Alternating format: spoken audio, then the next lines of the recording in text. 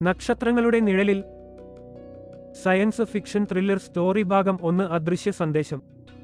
തിരുവനന്തപുരത്തെ Indian space research ഓർഗനൈസേഷന്റെ ഓഫീസിൽ ഡോക്ടർ ആര്യ നായർ തന്റെ കമ്പ്യൂട്ടർ സ്ക്രീനിലേക്ക് തീവ്രമായി നോക്കിക്കൊണ്ടിരുന്നു. അവളുടെ കണ്ണുകൾ ക്ഷീണിച്ചിരുന്നു, എന്നാൽ അവയിൽ ഒരു തീജ്വാല കത്തിക്കൊണ്ടിരുന്നു.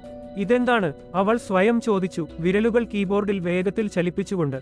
ഇത് ഞാൻ ഇതുവരെ കണ്ടിട്ടില്ലാത്ത ഒന്നാണ്. പെട്ടെന്ന് ഒരു തട്ടൽ ശബ്ദം കേട്ട് അവൾ ഞെട്ടി. അവളുടെ സഹപ്രവർത്തകനും സുഹൃത്തുമായ രോഹൻ മേനോൻ വാതിൽക്കൽ നിൽക്കുന്നത് അവൾ കണ്ടു. ആര്യ, നീ ഇവിടെ തന്നെയാണോ? രാത്രി 2 മണി കഴിഞ്ഞു, അദ്ദേഹം പറഞ്ഞു, അവളുടെ മുഖത്തെ ക്ഷീണം കണ്ട് ആശങ്കപ്പെട്ട്.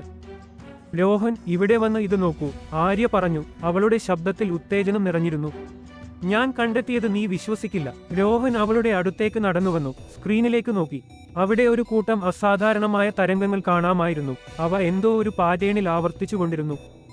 ഇതെന്താണ്? അദ്ദേഹം ചോദിച്ചു, കണ്ണുകൾ ചുരുക്കിക്കൊണ്ട്. അതാണ് ഞാൻ കണ്ടുപിടിക്കാൻ ശ്രമിക്കുന്നത്, ആര്യ മറുപടി നൽകി. ഇത് KIC 846285 നിന്നുള്ള സിഗ്നലുകളാണ്. ടാബിയുടെ നക്ഷത്രം എന്ന് നമ്മൾ വിളിക്കുന്ന നക്ഷത്രം. പക്ഷേ ഇത് ഞാൻ മുമ്പ് കണ്ടിട്ടുള്ള ഒന്നുമല്ല. രോഹൻ കൂടുതൽ ശ്രദ്ധയോടെ നോക്കി. ഇത് കൃത്യമായി തോന്നുന്നു പ്രകൃതിയിൽ നിന്നുള്ളതല്ല. ആര്യ തലയാട്ടി. ശരിയാണ്, ഇത് കൃത്രിമമാണെന്ന് തോന്നുന്നു, പക്ഷെ എന്താണെന്ന് മനസ്സിലാകുന്നില്ല. പെട്ടെന്ന് സ്ക്രീനിലെ തരംഗങ്ങൾ മാറാൻ തുടങ്ങി.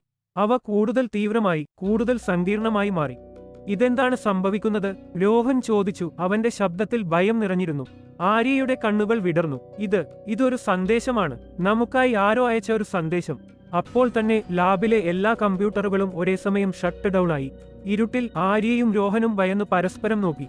നമ്മൾ എന്താണ് കണ്ടെത്തിയത്, ആര്യ? രോഹൻ മന്ത്രിച്ചു. ആര്യ ഒരു നിമിഷം നിശബ്ദയായി. പിന്നെ അവളുടെ കണ്ണുകളിൽ ഒരു തീരുമാനം തെളിഞ്ഞു. നമുക്ക് ഡോക്ടർ സുരേഷ് വർമ്മയെ വിളിക്കണം. ഇത് അദ്ദേഹം അറിയണം. അവർ ഓഫീസിൽ നിന്ന് ഇറങ്ങിയപ്പോൾ ആകാശത്ത് ഒരു ഉൽക്ക പായുന്നത് കണ്ടു. ആര്യ അതിനെ നോക്കി നിന്നു. അവളുടെ മനസ്സ് ചോദ്യങ്ങളാൽ നിറഞ്ഞിരുന്നു. എന്തായിരിക്കും ആ സന്ദേശം? ആരായിരിക്കും അത് അയച്ചത്? ഈ കണ്ടുപിടുത്തം എന്തെല്ലാം മാറ്റങ്ങളാണ് കൊണ്ടുവരാൻ പോകുന്നത്? നക്ഷത്രങ്ങൾ നിശബ്ദമായി മഞ്ഞുനിന്നു, ആര്യയുടെ ചോദ്യങ്ങൾക്ക് ഉത്തരം നൽകാതെ.